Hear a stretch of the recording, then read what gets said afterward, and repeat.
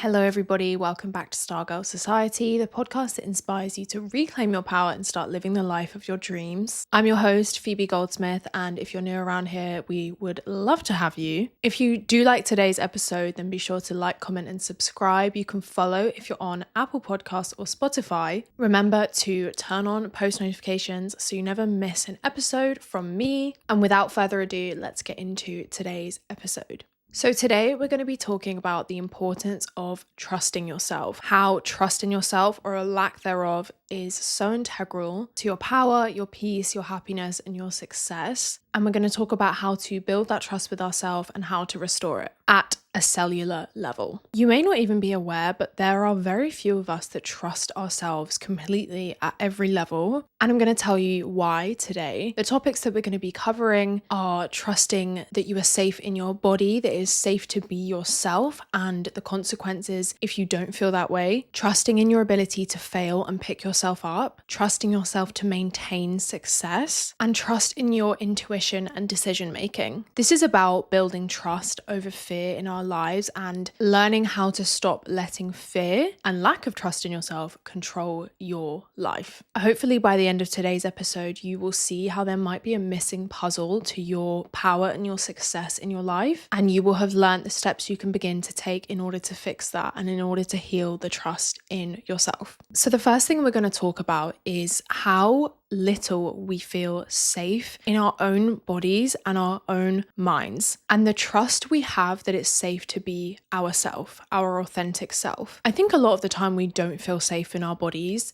and we don't feel safe in our mind. And you might be thinking, how and what does that actually look like? It looks like escaping ourselves. Maybe we enjoy drinking. Maybe we experience anxiety. Anxiety is our mind taking itself out of the present, putting it in the future or in the past excessively in order to protect ourselves and escape from ourselves in the present. It looks like constantly distracting ourselves, never having silence, never wanting to be alone, always wanting to be with someone, whether that be physically in your space or emotionally tied to someone. We don't want to be alone with our own mind and in our own body. There is a disconnect, and these things might be starting to make more sense to you. At the end of the day, I think a lot of the time we don't want to spend time with ourselves because we don't want to see who we truly are, because we don't feel like it's safe to be ourselves and to see ourselves in that state. And I think when we don't feel safe in our own mind, our own authentic self, we also don't feel safe in our body, in our vessel that holds our mind. And I think that's why a lot of hatred comes towards our body, because we are insecure and unsafe in our mind and therefore insecure in our body,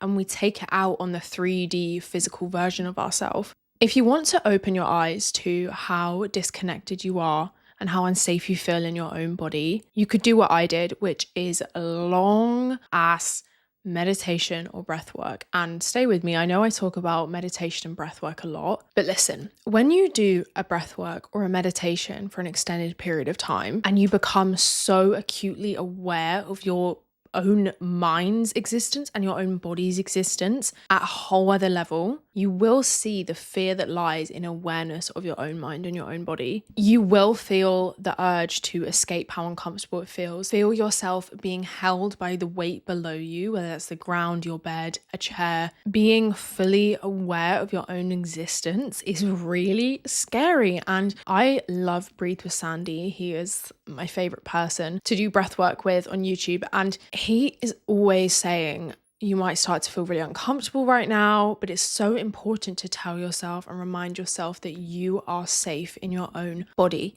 And it has worked wonders for me. It has made me realize how truly unsafe I feel in my own mind and my own skin in the present moment, and how much I try and avoid that feeling. When you commit to and persist in understanding your body and your mind in the present, and you start to trust in your body's ability to keep you alive, because you're becoming hyper aware of every single thing your body is doing without you even consciously acting in order to keep you alive, you find this newfound trust in your body. And then once you have found that, you can start applying that to your mind. Additionally, when we feel like we are not safe with our own thoughts and our own mind, it's often connected to a feeling that it's not safe to be ourselves. We hide ourselves from ourselves because at some point along the journey of our life in childhood, we learned that it wasn't safe to express emotion. It wasn't safe to be authentic, or it wasn't safe to be us. So our guard went up and we don't have trust in ourselves because we've never actually had to rely on our true self and have faith and test that faith, test that trust. So that is what this episode is about. Affirm to yourself, I trust who I am. I trust that I was made this way on purpose. My uniqueness is my power. It is safe for me to be me.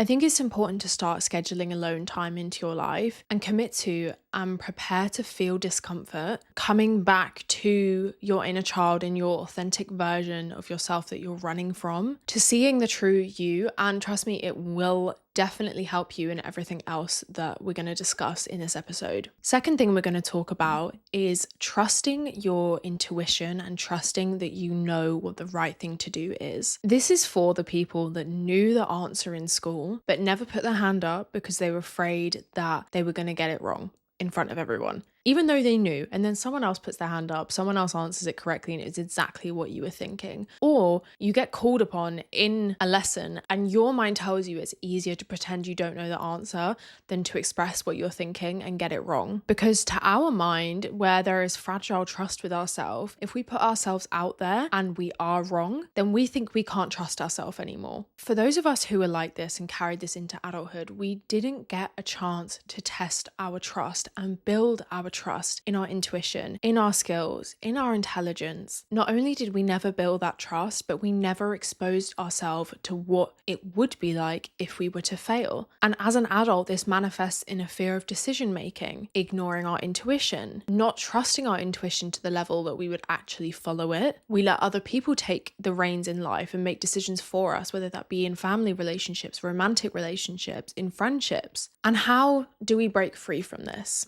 Let me ask you this. Would you trust somebody you have never met? No. So how do you expect yourself to trust your intuition, your intelligence, your knowledge, and your abilities to navigate life if you have never let that version of you take control? If you have had a lack of belief in your capabilities from a young age, you have never been able to meet this version of you. You've lived in fear of your own capabilities and you have never been able to test trust in yourself. You might be in a cycle of letting your emotions and trauma guide you as opposed to your intuition, because your trauma is a lot more convincing that it is in the right than your intuition. But you have to let her out. You have to let your intuition come out to guide you in order to start building that trust. Not once, not twice, but as many times as it takes for you to understand this beautiful voice and knowledge that lies within you. You cannot trust someone you have never met. So do not forget that. Furthermore, I want to talk about the trust that we have in our ability to succeed and how that links to our trust in our ability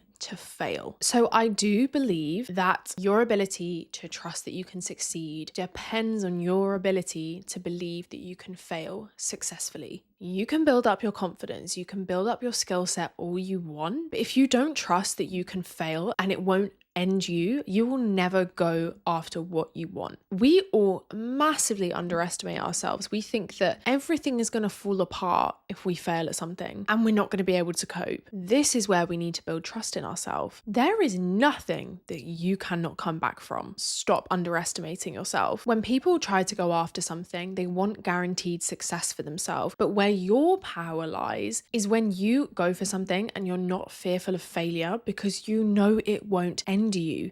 You are so much smarter and more resilient than you think. To build this trust, go ahead and think of 3 times in your life where you have overcome something. Bonus points if it's something you never thought you could. Maybe it's a breakup, a job rejection, a really hard time mentally. Be really mindful of the moments that happened and give yourself credit. Don't say, oh, I only got out of that because I had certain people around me. Or, yeah, I got through it, but it was super messy and I had really unhealthy coping mechanisms. The point is you got through it, and the messier, the better for this exercise, because no matter how messy it got, you still got through it. When you stop fearing failure and start having trust in how resilient you are, that's the game changer. And not only this, but you have to start trusting in your ability to succeed. Personally, I believe that you could conquer anything you want. There is so much more to you than you even know. And leading with this mindset, being audacious, being delusional gets you a long way. Haters will tell you otherwise, but I do not want to be stuck in that bubble. I have nothing to lose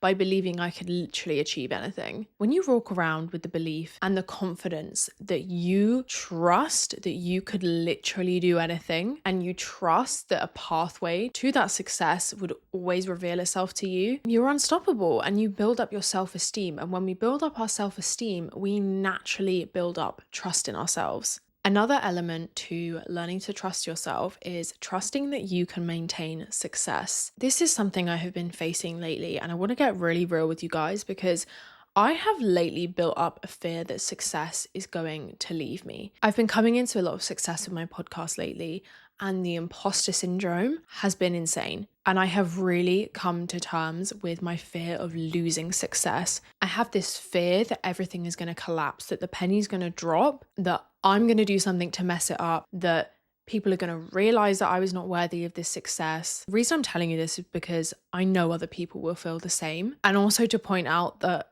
everything I talk about on this podcast are things that I experience myself and a journey that we are all on together. I think deep down this fear comes from a lack of trust in myself, and also a lack of trust that I am worthy of what I've already achieved, and a lack of belief that I am worthy of continued success. I know that is what it boils down to. But there are some things that have really been helping me with this feeling, and they are as follows. Number one is acknowledging the feeling, but not letting this fear dictate me. I need and I aim for my trust in myself and my trust in my pathway and divine timing and my higher power to outweigh my fear. Even if it's 51 to 49%, I just aim for my thoughts of trust to outweigh my thoughts of fear, and my behaviors of trust, the way I react to the feelings of trust, to outweigh my behaviors that stem from fear.